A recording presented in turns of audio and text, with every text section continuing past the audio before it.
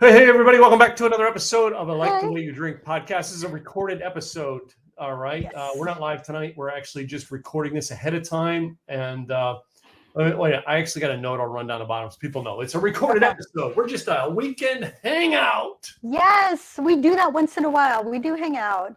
Yes. Only most of the time not with each other because we're a few states away. I But know. You should hang out with me more often in Texas. yeah, I know. I was telling somebody that I got this friend that keeps trying to insist for me to move back to Texas. So it's maybe it'll happen. I don't know. Maybe not. I won't even move to Washington State, which is 30 miles away. And so, That's like another world, though. and it's not like I haven't lived in Texas before, but here we are. Yes, but you know what I mean, not to be political. You've lived on the wrong side of both things. Well, then there's that. Yes, there Okay. is that. And I never understood why where I lived was like the redheaded stepchild of Texas until I lived there. And I went, oh, okay. You I didn't really guess, live in Texas. You no, lived in Mexico. but you know what? I just didn't fit in. I wasn't, it was, I just did not fit in. And Nobody fits in out there. I was told that I was too Californian, that this, that, and the other. And I'm like, look, and they got mad at me because I did say that it wasn't Mexican food, it's Tex-Mex. And they got mad at me. And I was like going, hey, I've traveled enough to Mexico, living in Southern California. I was always in Mexico. It's just a very easy flight down and vacation. It was just easy.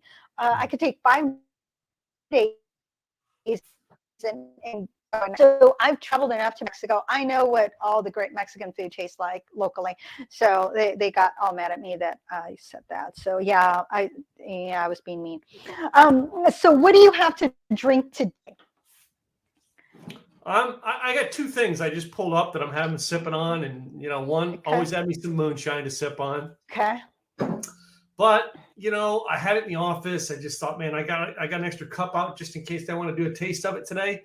I got some of the Iron Wolf, and it's called hot scotch. Okay. So this stuff here is a scotch that tastes like butterscotch. Oh, okay. Okay. So, and then, I just got me a little bit of, I love me a soft pretzel. Come on. Oh, nice. Although it looks so like a hot dog from this angle, I was going, is that a hot dog? Well, I pulled out my iPartyHard.com drinking game glass series 1. I will have to say I got this glass from my friend Christina Lynn, also known as Special K. She's amazing. And when she moved to New York, she's back in Oregon, but she moved to New York. I got her glasses, her Beatles glasses, and this was one of the other glasses that I got, and I thought this was kind of cool. Not that I'm going to make the playing the game of nickel, go fish, the sentence, thumper, double sixes, so they have all these different games. So I did, but I thought this would be a fun one. And then I thought, well, what would I want to drink that's very light and airy? And so then I thought, well, there's this whole inside joke that I have with some friends with regards to Pabst Blue Ribbon, where it's part of a movie where they said, what you going to drink? It's like Heineken, have Heineken. Pabst Blue Ribbon. So I got the Pabst Blue Ribbon because, why not? But what I was originally going to do is that I was going to get the Coronita or the Corona Familiar, which is in Latin America, it would be a caguama, a slang, which is one of the bigger jugs of beer. So it's not a can, it's bigger than a can, but it's like, I don't know, maybe a half growler. And so I was going to do that because my thought is, well, I might want a michelada. And so then I said, well, I could make my traditional michelada, but then I said, well, what I have in the fridge is Mary's mixers. And so I'm going to use this to turn it into either a michelada, a red beer, whatever you want to call it. And so I thought this is the way that there's multiple things that you can do with Mary's mixers. You can put it in a shrimp cocktail. You can put it in, just drink it straight up. You can add some sparkling water to give it a little bit of, if it's too thick for you, or you can make Bloody Mary. So you can do a lot with Mary's mixers. In this case, it's going to be my red beer / michelada. And chips and salsa. So here's my chips, here's my salsa. And because I thought, keep it airy, keep it simple, keep it just chill. It is a weekend. So yeah, I love the sound of that. Yeah, I mean, it's funny. When we created our show, we were creating our show with the idea of prepping people for the weekend. Yep. The week before. Really, and it's surprising that a drinking show we're not on weekends. We're busy doing shit on weekends. Yeah, we're busy doing stuff on weekends. So now this week, by the way, I actually got invited. The week that, not the week this played, but the week that we recorded this. Okay. As I got invited to speak at an event on one of the days of our podcast, and I'm like, well, then I have a podcast that night, and I thought about it, and I'm like, but wait, we're recording podcasts this weekend. We can just record something anyway. Yeah, no, absolutely. Because sometimes things come up. I decide to leave the country and be, off the grid, and I still want to, make sure everybody gets taken care of. But at the same time, I also want to be able to leave the country. So I just like to go out to the country, and it's funny because I moved to the country, and every now and then I want to go further out. Nothing wrong with that. I do like backpacking, and we will be doing a backpacking trip with some friends where it goes from, they opened up this trail, I think it was last year, didn't get to do it last year, but it goes from like I-5 and it goes all the way to the coast, and it takes like 3 days. So we need somebody to drop us off, and then we'll do the backpacking trip. We'll walk it, and then we'll have somebody else pick us up at the other end. Mm-hmm. Because if we do it both ways, that's going to be quite interesting. That's going to be a little too long. But yeah, we're out in backpacking in my life 2 times. Really? It was on the East Coast. It was the Appalachian Trail both times. Oh, okay. And we had usually it was somebody who else coordinated it. Okay. They dropped us off at one location, and then we proceeded on, and they picked us up at another location, proceeded on, and they picked us up there. And I remember the first time we ever did it, they dropped us off at the one entranceway coming off the road. We left, and we were going to hike into to try to get into a shelter. Okay. All right, that they had, and we went in. We went down down. It was like down this gully to get to the shelter. We get down into the gully, and we can't find the shelter. Oh, and it's getting dark, so we all have to set our tents up in the dark. Oh. All right, and I remember it was like a Boy Scouts club or something we were part of. Okay. And I remember the one gentleman in the group says, "So I guess we get our tent badge for this one because we put our tents up in the dark." And the next day, we were trying to hike to the next, where there was another shelter. We were going to try to hike to get to that next shelter. And we got there, and some guys already had the shelter for the night. And we got to talking to them, and they came in and set up camp earlier than us the night before, heard us come by looking for the shelter, but they knew from talking, they went to the pub down the street who told them the shelter had burned down.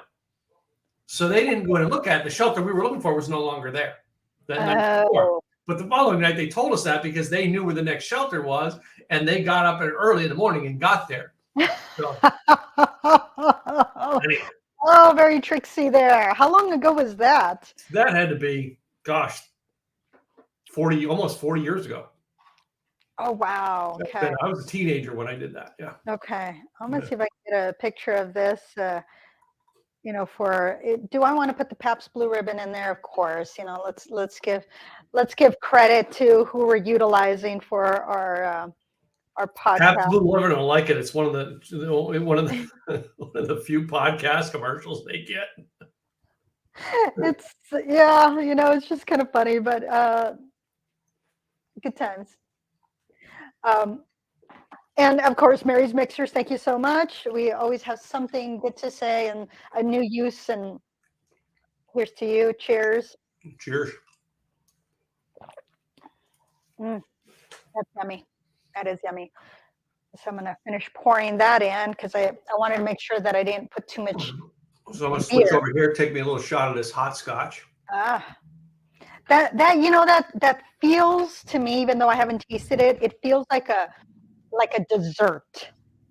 It That tastes hopscotch. it tastes like one too, but it's got a little bit of pepper to it. Okay. So, Oh, well, I will see if I can find it here because there we go. I needed a little bit more Mary's Mixers in there. It was I'm going, it's missing something. And the other thing you can do with a michelada is that you can put the tajin on, put the lemon juice, dip it in, put the tajin, and then make it in here. You can also add ice to it, or you can shake it and then pour it in. Just depends on what you want to do. You can add a little bit more lemon to it. You can also serve it like, I love food, so you can add some shrimp, you can add some bacon, almost like a Bloody Mary. My brother had bought me a michelada when I was visiting a couple of times ago, and this thing was like this huge concoction of food attached to a little glass, and I was like going, oh my goodness. And then they had it's like a Mexican candy that it drips down, a chamoy. It's called chamoy. So it's like dripping down. They usually put it on fruit, but it was like, it looked beautiful, but it was so messy. And it was like, oh my goodness, I had to pull my hair back so I can drink the thing. But yeah, this is yummy. Just like that. Mary's Mixers with Pabst Blue Ribbon, or you can do really any Pilsner. You can add anything that's light. Add the Mary's Mixers, or You think a blonde? It would go with a blonde? oh, most definitely. Yeah. Yeah. I don't know. An IPA, I don't know. I think an IPA might be too much flavor. Yeah, no, I wouldn't suggest First. an IPA. But I've been to, sometimes you go to a Mexican restaurant, they'll ask you what beer you want. For the most part, I'm getting a Corona or I'm getting a Modelo. Well, usually Modelo, then Corona. I might go with a Pacifico because I don't see Pacifico all that often. So sometimes I will go with Pacifico. It just depends. I'm in a Mexican restaurant. I want to do Mexican beer. I have, the beers I have here in the office. I'll have Shock Top in my office. I just didn't pull one of them out. Mm-hmm. I got a refrigerator for the office now, so I can keep some stuff chilled. Oh, perfect. Yeah.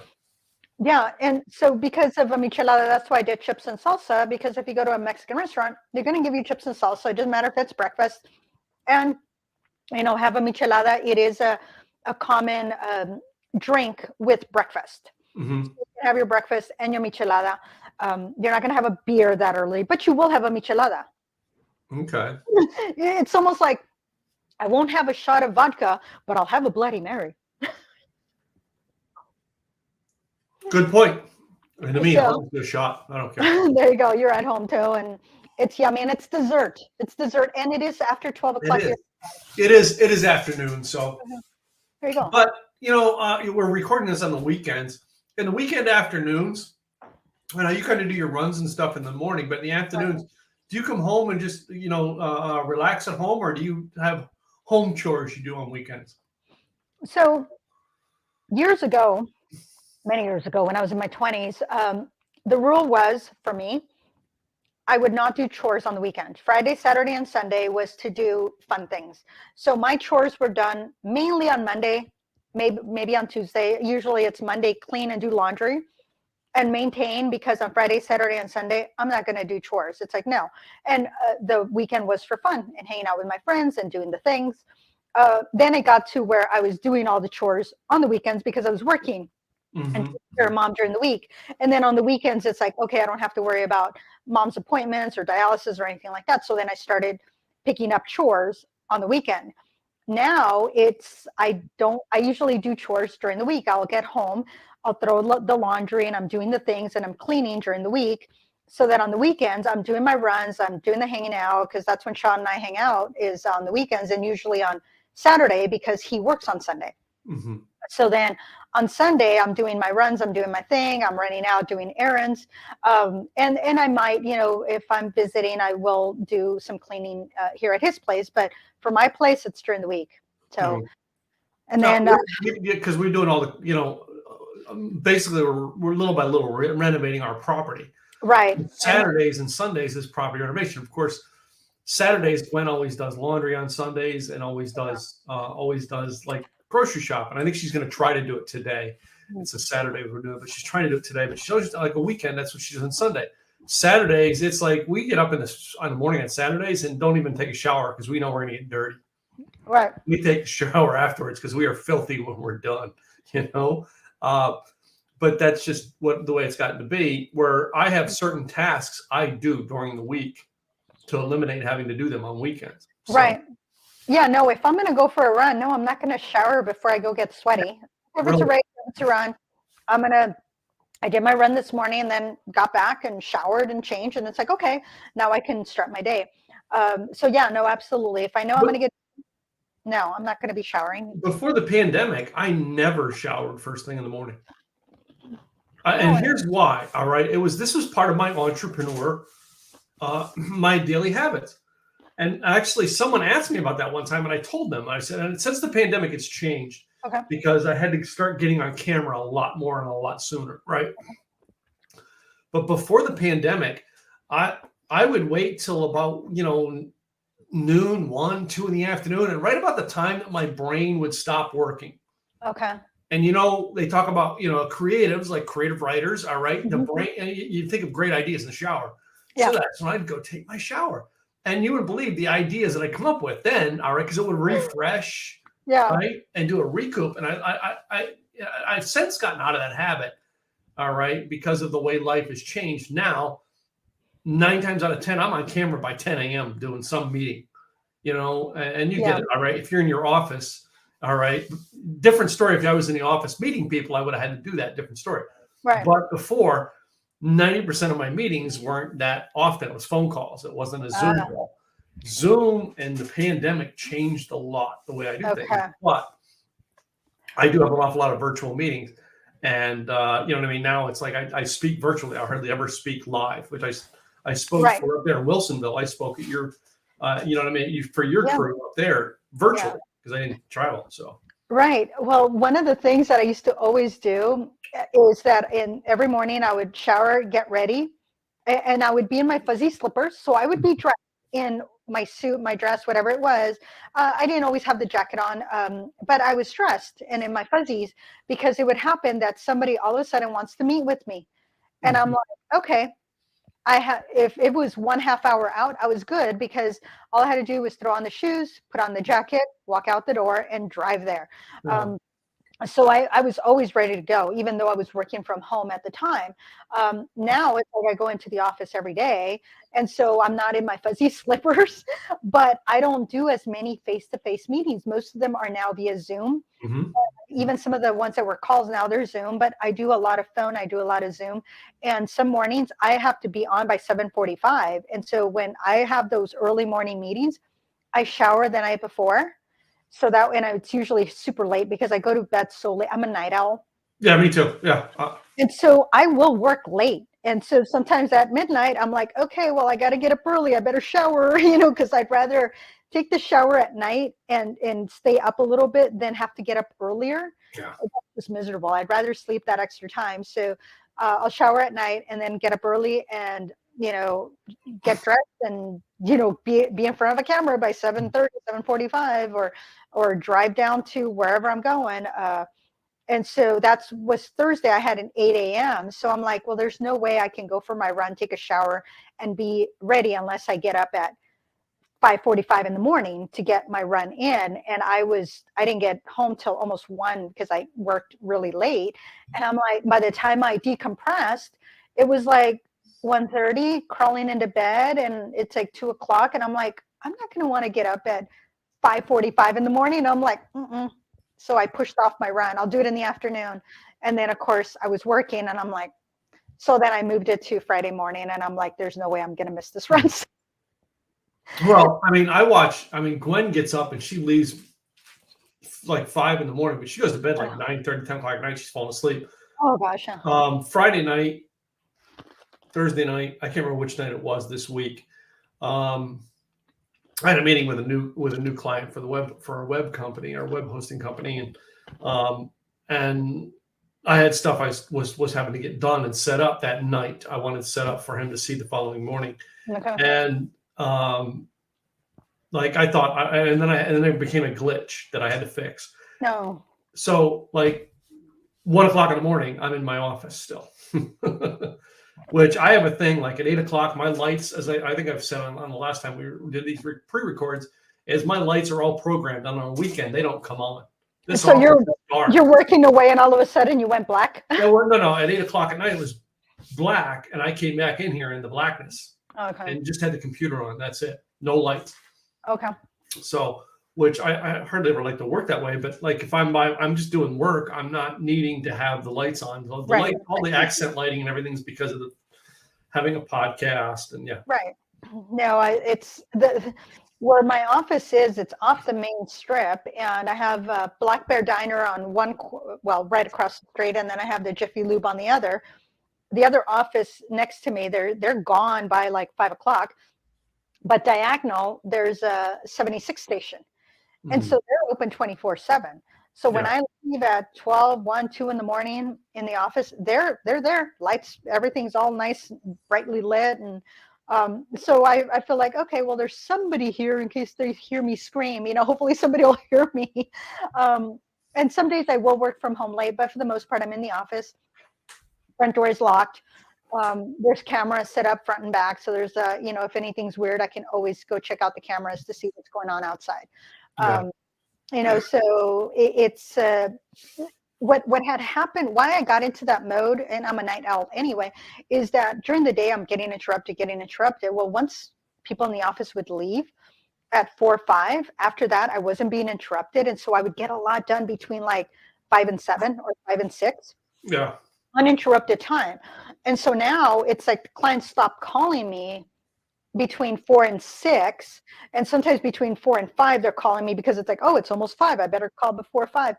But once they stop calling me, then it's uninterrupted time. And so then I'm trying to catch up on all the things, and I'm like, okay, and I just get on a roll, and it's one more thing,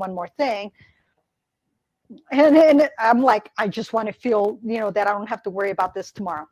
Yeah.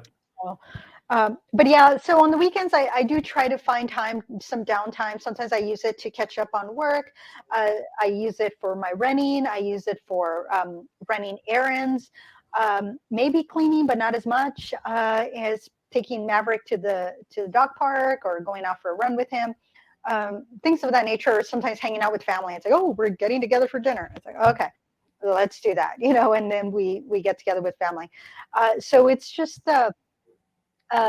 chill time, unless it's during my crazy time of year, then I'm working 24/7. Okay, maybe not 24/7, but a lot of hours, 7 days a week. Well, kind of like you're kind of an entrepreneur because of the fact that you run your own business. Have you found that as an entrepreneur you don't fit into the 9 to 5 schedule? You work your schedule around it, and everybody goes like, you work all the time. No, I really don't.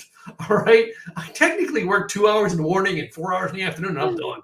You know what I mean? You work 8 a.m. to 9 p.m. I work 2 hours here, 4 hours there. Are you finding that the same thing with you? I do work a lot of hours, but I also will, sometimes if there's things I need to get done, I will, like last Friday or the Friday before we recorded this, I spent 2.5 hours with a group. So we had a lunch meeting. For me, that was downtime because I wasn't, even though I was networking, it was more of a mastermind type meeting. For 2.5 hours, we're having a discussion. I mean, we did have our discussion on what we were talking about, but we also had that downtime where we were just getting to know each other. And one of the guys was like, hey, because we're at a Mexican restaurant, it's like, if you want a cocktail, get a cocktail. And the other one, it's like, and I got food. So it's like, oh, how about chips and salsa and hot toddy with tequila instead of whiskey, and I knew I needed to get back to work. So I kept it at that. But that was, and then travel time. So it was 3 hours of just, downtime for me. That for me is considered downtime if I'm not specifically working in the business. Sometimes that was working on me, which is working on the business. Yeah. Um, and there's other times that I have to run errands, that I have to take care of something, or I have an appointment, and so that's in the middle of the day, and so it's like that's an appointment, and it's like, so that's blocked off doing the thing, and then it's like, okay, then I get back, and it's like, all right, get back to work. Rotary, that's an hour and a half because I have travel time, get there, do the thing, then leave.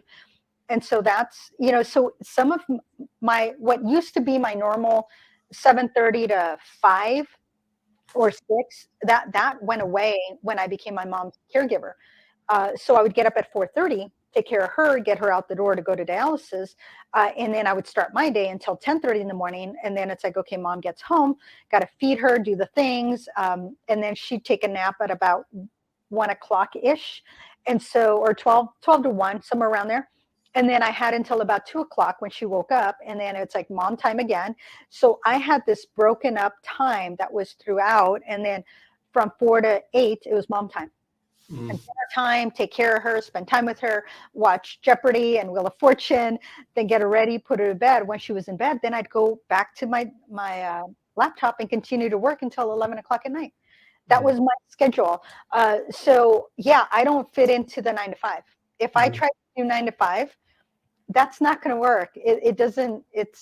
I don't clock in, I don't clock out. If I spend time dilly-dallying because I just feel like it, well, once in a while I will dilly-dally, and just I'm not going to get to the office till 9 or 10 because I'm taking my own sweet time after my run. I'm going to take a shower and make breakfast and da-da-da.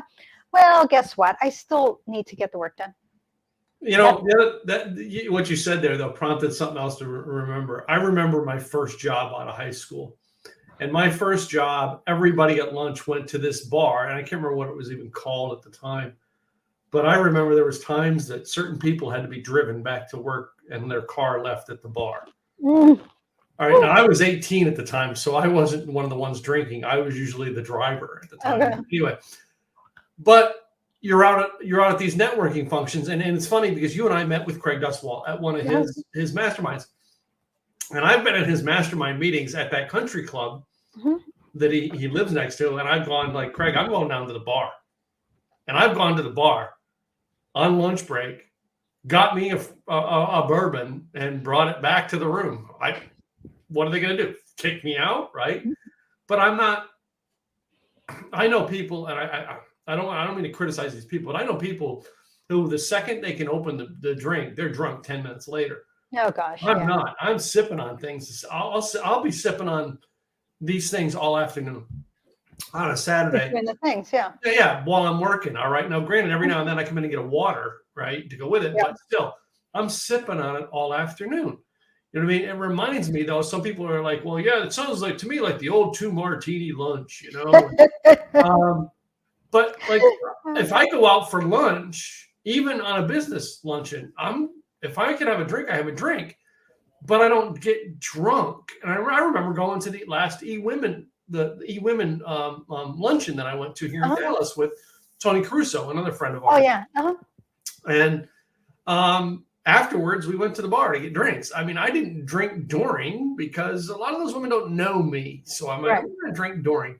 But Craig's, and I've told Craig. Yeah. I've told Craig, I said, Craig, there's times that I've brought my moonshine into your stuff. He goes, I know you have. Or I get it. There was a cop. No.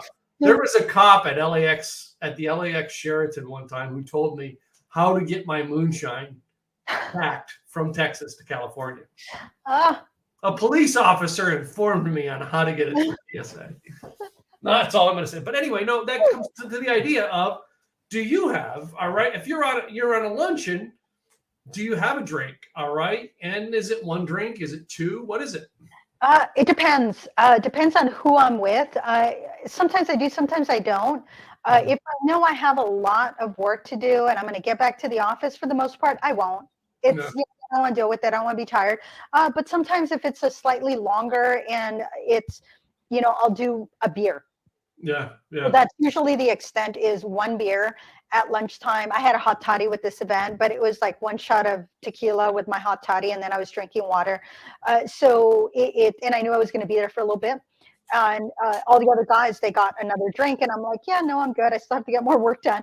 So if I'm still going to continue to work, it's either no drink or one beer, and that's it. If I'm not, then again, depends how far do I have to drive. If it's, do I want to hang out here for as long as I need to get sober to be able to drive that distance, or do I want to deal with it? Most of the time, I don't want to deal with it. It's just easier if I just don't. Yeah. And then I don't worry about it.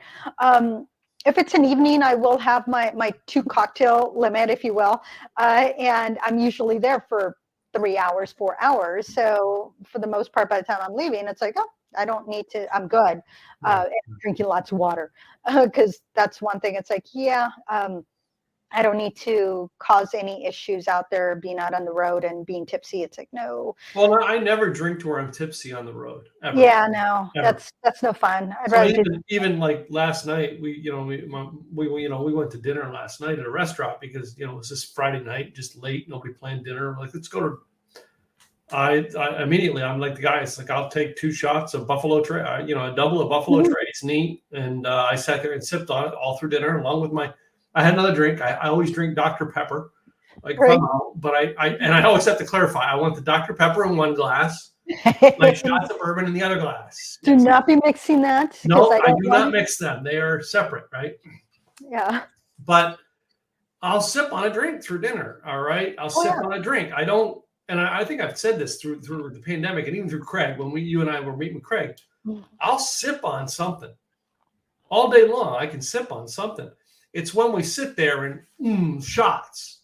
Yeah. No, I mean, the last time I remember ever being drunk, and I do remember they had to drive. I can remember the 3 times in my life that I was drunk and somebody had to drive my car home.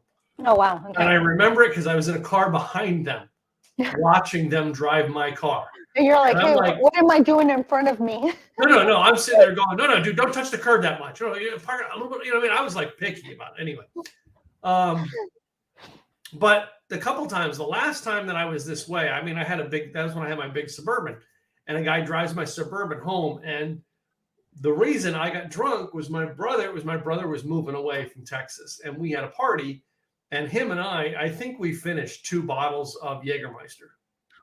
Oh, shots. Wow. Oh, Jaeger. Yeah. My brother was 10 times more hammered than I was. Right. Wow. The last time I had Jaeger, I was sick. I used it on Jaeger. All right. That's still Jaeger will bomb you fast. But I had a cold, and that's why I did 2 shots of Jaeger because I took it as cold medicine, and it made me feel better. But it was 2 shots. And it's great for that. There's great healing qualities in Jaeger for that. But no, I did not drink more than the 2 shots. That was enough to go, okay, I can breathe again. I'm good. But 2 bottles, oh my goodness. And how many of you? Two of you? It was 2 of us mainly drank the shots that were coming in those 2 bottles. Oh gosh. I want to say our bill that night was over $1,000. Wow. All right. But this is where I had got control of my drinking in 2001. Okay. Right around the time 9/11 happened. Oh, okay. I was working a job I hated, and I do mean I hated it. I was making about $42,000 a year at the time. Oh, you don't need to be hating. I'll bet you I was dumping $28 grand of it a year at a bar. Wow, that's pretty bad. My living expenses was dirt cheap. I had an old pickup truck, so it's like my expenses weren't high. But I remember one weekend, I would sign off on my bar tab every weekend, not even thinking about what it was. Right, you just like and no big deal. Of course, the bar loved me, but anyway. But I would drop 3/4 of my paycheck at a freaking bar on a weekend. And that's the other thing about it. I was the sober one being able to drive everybody home. I was just so used to drinking, but it didn't mean that it doesn't affect you. That's why I learned to control, because I have epilepsy, and it affected the fact that I had to balance my medication. Okay. So I wasn't eating, I was drinking. So if I skipped anything on my medication, boom, I had a seizure. Oh. Wasn't balanced. That's where I learned, okay, you got to balance your life out. And the beginning of the balance of the life was I didn't. I mean, I love the guy Dan I worked for, one of the greatest employers I ever had. Right? He ran a truck shop, or he owned a truck shop. I ran it. Okay. And the greatest employer I ever had, because he was very lenient towards what I did and what I was going through. All right, but I learned at that point in time, I didn't belong working for somebody else. Okay. All right. I needed to go find a way to work on my own without working for somebody else. That means, all right, in many cases, when people don't understand, when you learn life, it's like why I learned why I like moonshine, why I like bourbons, and why you and I are connected, right? But when you learn characteristics about your life, I learned characteristics that means I have to work on my own, which may mean that I may live in a cheap apartment for a while, which may mean I don't get to drive a new car every year. I mean, until I get things underway and build a system to make that work, I don't get the idea of walk down to the car dealership, walk out with a new car every year. Yeah. Because I don't get to go sign a note and get a new house. Oh yeah, when I got my vehicle that I drive now, I got it in December of 2019. Yeah, December of 2019. No, it was 2020. It was actually 2020 because my car started to act up, and I'm like, oh, and I had already had it for 11 years. Mm-hmm. So I'm like, I need to not have this vehicle anymore. So I got the vehicle, and I thought, okay, well, I'll trade this one in 2 years. That was my thought. Yeah. In 2022, I'm like, yeah, no, I'm going to keep the car a little bit longer. It drives fine. It's good car. It's a Honda, a Honda Accord 6-cylinder. It does, very good cars. Yeah. Yeah. So I'm like, okay, well, I'm going to keep it longer than I anticipated. So I was like, no, it is what it is, and I'm okay with it because it's a good car. And I'll get my next car when I feel that I'm okay with spending that kind of money. I just am a little bit on the frugal side, and I will spend money on liquor, but I don't want to spend it on a vehicle. Yeah. I got $600 on my bar, but I won't make a $600 car payment. Well, the thing is that I'm not going to be spending $600 every month to fill my bar. Yeah. And I definitely a $600 car payment. It's like, I'd rather not. I have other things that I could use that money for, and I'm like, it's not that important. And so I'm like, No, wait a minute. Before I got the Mercedes, I always had $700 and $800 car payments. But I had trucks that were like, Texas trucks. Oh yes, the big Texas trucks. Yeah, they are not cheap. No. All right. Now, if I had, I chose to take a step back, but before the Texas trucks, I had the Harley Davidsons. Yes. Okay, yeah. And I didn't just go to the dealer and pick up a Harley Davidson. My Harley Davidson every time was one of 2,000 made. Right. So you had to wait for it to get there because it was specific, and It was specific. It was a special edition, but still, it's like, you know what I mean? I have expensive taste, but that goes back to, it's probably where I learned to balance life out. When I was drinking at the bar and drinking my paycheck away, a lot of that was shots and Miller Lite. Let's face it, right? And it's whatever shots people were doing at the bar, right? Yeah. Now, I don't put an alcohol to my lips if I don't like the taste of it. We've seen that on this show. Yes. If I don't like the taste of it, it doesn't stay around my house. Yeah, it's gonna, by the end of the show, you still have 3/4 of it in there. Yeah, I still have a lot left. All right. Now I still have moonshine left because I've had 2 things, and I finished the hot scotch. Yeah, there you go. You finished the dessert. I remember. I'm not drinking that much. No. That's not much. No, I'm fine, really. But So I remember, I don't know, 6 months, a year in from when I moved to Texas, one of the managers said to me, it's like, how do you do it? How do you have the things that you have? And I said, I will tell you, Nani. I said, I'm very frugal. I look at where I spend my money. I said, I have my money that goes into savings. I have my money that goes into investments, that goes into retirement. And then I have my spending money, and it's in a very particular. I said, when we look at what other managers are doing, I said, you're eating breakfast at the office every day. So that's $10. You go out to lunch every day. You're spending 10, 15 to, they were spending $15 to $20. Yeah, 15 to 20. They weren't going fast food. They were going sit down. Yeah. I said, and then you eat out every night at a restaurant. That's so that's 40 to 90. Yeah. At the time, and being, $30 to $40, depending. Mm-hmm. I said, y'all are spending about $1,500 a month on food. Yeah. I said, I might go out on a Friday for lunch, and I'm spending $5 to $8. Hmm. Maybe. I said, I bring my lunch every day. I bring my breakfast every day. I said, well, a lot of times I ate my breakfast at home, but sometimes I would take it in. But I would have my breakfast from home. I would have my lunch from home. I would cook dinner every night, and we would go out to dinner as a family on either Friday or Saturday, and sometimes both. I said, I'm spending for three of us for maybe $500 a month on food. And that included eating out. And I was not, I mean, I cook. I've always liked cooking. So I had good food. I said, when you look at that, I said, you have to think about it. So she went, huh. So she actually made changes within a year. She had saved enough money to buy her house. Yeah. 1 year by not eating out, saving the $1,500 a month. And that was just from what I saw and that didn't include whatever they purchased, to go to the store or whatever. So they were probably spending closer to 2,000, maybe more, on just food. I just calculated out what they were spending eating out from my visual, and she made that one change. She lost weight.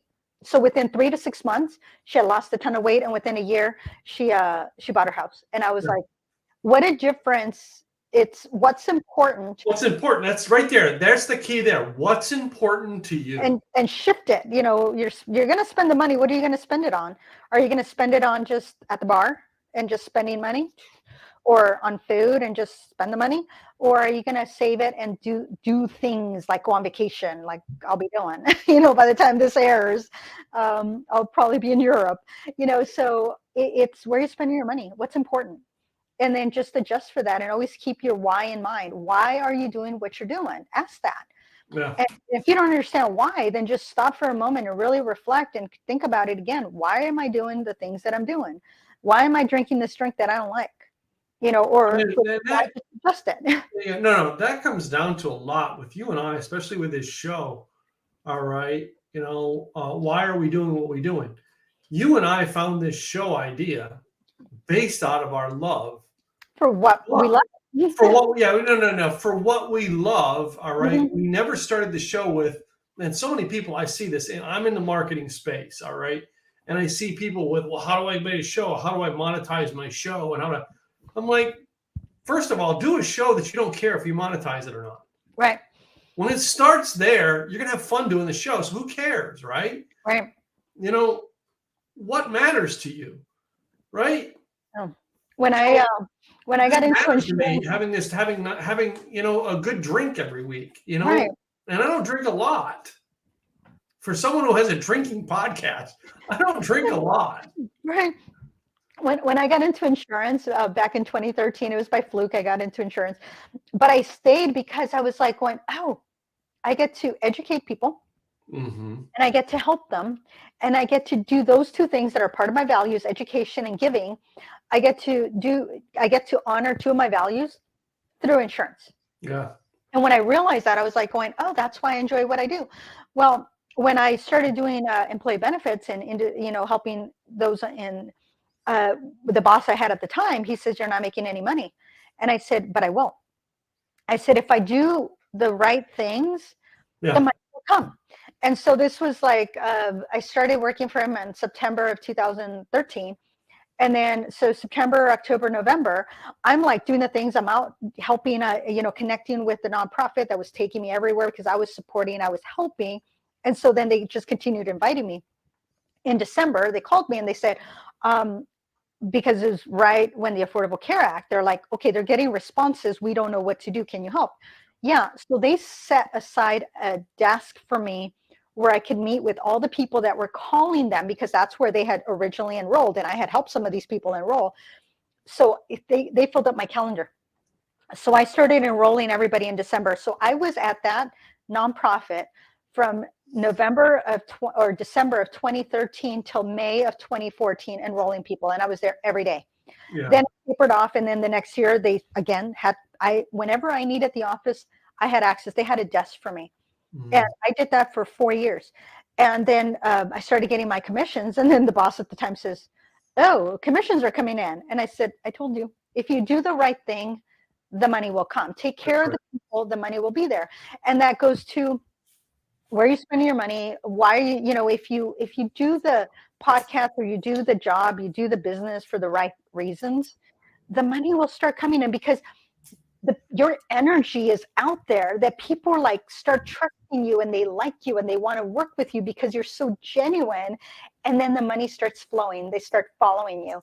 Because when you're just trying to sell and push a product, you know what, we're going to go, I feel like I'm being pushed into something. I mean, I told Yelp just on last week, I said, why are we meeting again? I said, I told you that I don't necessarily need Yelp reviews. I said, I have the XYZs. I thought when I was doing this and I didn't realize I'm going to spend money. I don't know how much you're wanting me to spend. I said, so if you're just trying to get me to spend money on something that I don't feel is going to help my business, we don't need to have the conversation. That's right. Well, she left me alone. And I appreciated Yelp for that. So thank you, Yelp, for not pushing something that I don't think. It wasn't Yelp. It was somebody pushing a Yelp product. But anyway. Yeah. Well, it was Yelp. It was, they were calling me. They said it was from Yelp. Okay. I started putting my business on Yelp because I was like, everybody, and then I was like, I really don't need Yelp. And I didn't realize there was a cost to it. I'm like, I don't need to be there. I'm good. I haven't been on Yelp ever. I don't need it now, so what's most important, do the right thing and follow your heart. That's why we do this, because we're following our heart. Yeah, really. We have so much fun and doing this podcast. And I got to tell you, you know what I mean? We've been doing this, about a year and a half now. Year and a half, actually. Yeah. And, it's one of the great moments of my week is being able to talk with you, because not only we talk business, but we talk about drinks we like. Yeah. You know what I mean? And that's it, And today was more of a chat and just bringing in all our, just being more philosophical, I guess. This is just a hangout, ladies and gentlemen. That's it for an episode. And we'll do more of these in the future. As I said, 2023, the couple things we wanted to do was, number one, to have a couple hangout episodes. Number two, we are going to do the two of us at one location, record from someplace this year. We don't know where yet, but we will do it. Trust me, it will happen. All right. Yeah, I was trying to convince Tim here to, grab his wife and go on a cruise with me. And they're like, oh, we got to work. We got to take 16 days off. I'm like, yeah, well, Tim doesn't get on cruises. The only way Tim wants on a boat is if Tim can take control of the helm and go back to shore. That's the only way I'm getting on a boat. And, I booked this cruise 2.5 years ago. So it was, and now that it's getting closer, I'm like stressing over it. But by the time y'all hear this, I will be in Europe. So. But that's what you like to do. I'm not. You talk about vacations, Gladys. I've not been out of the country since 1978. Wow. And I thought 2011, that was the last time I was out of the country on a cruise. Haven't taken a vacation, for me, a real vacation was disconnect, not be on email, not be on the cell phone. And back then, before 2011, you really couldn't. You didn't have the access that we have now. Now it's like I go visit my brother, I take my laptop, I go to the coast with the laptop, I'm working. Yeah, I go on vacation, I'm still working, Yeah. And I do have shorter days, and I might take a day off here and a day off there, but I'm still working. And then even on the weekends, because let me catch up because I didn't work 2 days this week. So, but this time it's really, I'm trying to really, really disconnect for that much time, which is very scary because I run a business, but I have my backup support that I figured out. And it's like, okay, I got people that'll take care of my clients if anything happens. Not that we expect anything to happen, but they'll have the support. And that's my biggest thing, is I want my clients to feel supported. And that's why I hadn't taken a vacation, because it was just me. And now I'm starting to get the support that I need, so that way I can take time off and feel like I can disconnect. It's okay to leave it at home. But yeah, this is going to be my first real vacation in 12 years. So I'm a little scared about it, but also excited. And it's like, and I've never been to Europe, so this will be my first European trip. So that's kind of fun. And the longest cruise I've ever taken too. So yeah, I don't do cruises, but I do vacations. Now I do vacation almost every year. And my vacation though will be 3 to 4 days here or there. I'll take 3 to 4 days and go last year we did a vacation. We were gone for 7 days. We did, that's where we did the Boot Hill Distillery in Dodge City, Kansas. Remember that one? Because I sent you the messages from there. And then we went from there to Denver, Colorado. And we went to in New Mexico. We went to someplace. But downtown Amarillo, which we've gone to downtown Amarillo, Texas a couple times. We love that area, and because Gwen grew up there. But still, it's like, we take vacations. This year, we're trying to find something to do down San Antonio area. Oh, yeah. Wait. That's where we should do one of our broadcasts. You should come to San Antonio while we're there, and we should do a broadcast from the Riverwalk. No, I've even if it's a recording and we air it later, it would be fun. Yeah, no, absolutely. We'll have to check out on the dates, but this was a fun hangout because it was not full of, hey, drink Mary's Mixers, although we will tell you, drink Mary's Mixers. Yes, we're going to tell you to drink Mary's Mixers because thank you, Mary's Mixers, for one of the first people who ever sponsored us and believed in us, by the way. Yeah, so thank you. We appreciate you. Yeah. Thank you all for being here today. Hopefully you got some good tips on how to make sure that you ask your why. Why do you do the things you do? And then have you focus on the things that will help you reach your goals. So it was a little bit more philosophical over a drink, which is not a bad thing. But we are the sponsors. Our businesses are the sponsors of this podcast beyond Mary's Mixers. I'm Gladys Boutwell, Insurance by Design, helping small businesses with their employee benefits, helping them attract and retain quality staff. You can find me at insurancedesignpros.com. Ask me whatever questions you have. I will do my best to answer, and I will find you somebody in your local state if it's not a state I normally work. And this is my co-host. Thank you. insurancedesignpros.com. And this is my wonderful co-host, Tim. Hey guys, Tim Gillette, Simple Easy Marketing. All right, you can find out everything on we help people do, from education and marketing to done for you plans and everything. Simple Easy Websites is one of the websites you can check out about us. We actually prepare websites for you in 5 days or less, have you up and going with everything from basic to automation in hosting. So look us up, simpleeasywebsites.com. So we'll be back next week with a regular episode, right? Yeah, I think so. Most likely. It'll be recorded next week. It'll probably be regular. Because I should be back on land, back in the mainland. Yes, back on the mainland. Okay, yeah. I'm looking forward to you being back on the mainland because it's like killing me that you're not here right now. Yeah, well, it's killing you that I'm not in Texas, right now either. So. Anyway. Take it either way. All right, guys. Well, hey, this has been a fun episode. All right. Tim Gillette, Gladys Boutwell. We appreciate you guys. Have a good one. All right.